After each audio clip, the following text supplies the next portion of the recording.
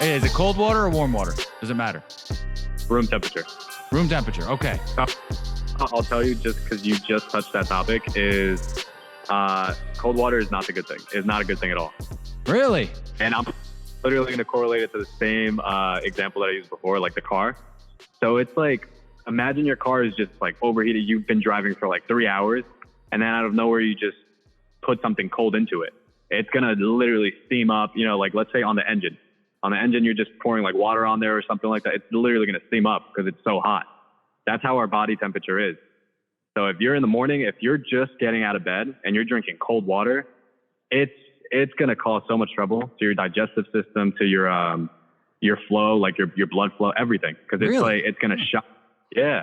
So that's why, I don't know if you've seen, for example, I used to work at this Chinese restaurant. And I would always see, it was family owned. So I would always see like the whole family just drinking those like plastic containers, the 32 ounces, filled with hot water, like boiling water, and just drinking it. Nothing in it. Maybe they'll add like a grape or like 2 or 3 fruits and just drink it, like an infused hot water.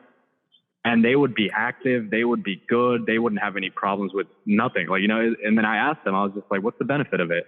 And then I Googled it. I don't remember all the specifics, but it has so many beneficial, like, examples, like for your body itself. It has so many good things. For example, it improves digestion. It's beyond measure. Like if you really Google it, you'll see all the benefits for it. It improves your mood. It doesn't, I don't know. It has so many things. Wow. It's hard for me. It's not like, it's like on the tip of my tongue, but I can't get it out. Yeah. But No, if you can really room temperature water or boiling hot water rather than cold water, you'll see a major change. It's weird, but major change. See, I you gotta get used. I was told a lot of things back in the day that aren't necessarily the best advice. One of them was, oh, you got to have, 2 bottles of cold water and you'll automatically lose calories because your body goes into shock and has to get rid of it or something. Yeah, maybe a cold shower, but not like no, definitely not consuming it. Yeah. Okay. There could be controversial, ideas in there, but no, definitely not. If you research and you do your studies, it actually, it shocks the body to a point where it starts to develop difficulties. Let's say with your blood circulation, your digestive system as well, your immune system too, because you're at it. Think about it this way, you're making your body stress out more because now it has to work up with that cold water that you just intook, and make it warm enough for your body to actually get used to it. You know what I mean? Right. Okay. So it's working 10 times, double. It's working double the amount of times that it should, which could be controversial because then people say, well, isn't that a good thing because you're making your body run? It is, but at the same time, it's not. Because it is if you're looking for the idea of it to like burn something, yeah, but you're really burning your insides as well. So now 64 ounces of water. That's interesting. Yep. I switched from cold to warm because I decided that it was easier to drink the warmer one, the room temperature one, quicker. Yeah. Because it is. Yep. Because to your point, it was like my body didn't want all that cold water. It really didn't. And it wasn't like I was being a wuss or something. It just, my body was just like, oh yeah. Yeah. So it was like a stress response or something. Upside. Yeah. It's weird. Yeah. So, but, daily schedule. So since you like fasting and everything, I would say definitely drink.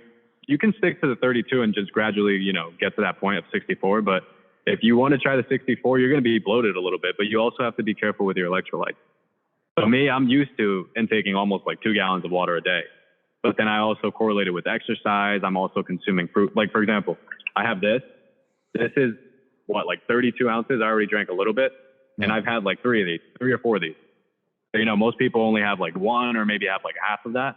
So as long as you're correlating, and remember, everything in this life, I'll say it like this, is about balance. So you have to make sure you're balancing everything out. So if you're consuming water, you got to make sure you're going to the bathroom, getting rid of that water as well, and then consuming, the essential nutrients that your body's asking for too. Because, for example, something can do me good, but for example, it can maybe have a toll on your body because we're not the same. Right. Your body's not the same. Mine, it really depends. It really depends. But for your daily schedule, I would definitely recommend drinking water, and then give it like an hour. After you drink water, give it an hour. So, you can recuperate, kind of wake up, and then feed off of your own natural energy. So once you're feeding off of your own natural energy, that's when you can consume something like fruit and veggies, because that will definitely kick in. And it'll make you feel, it's weird that I'm saying this, but it'll make you feel more alive. Like, like your brain is oxygenated and you just start feeling just vibrant.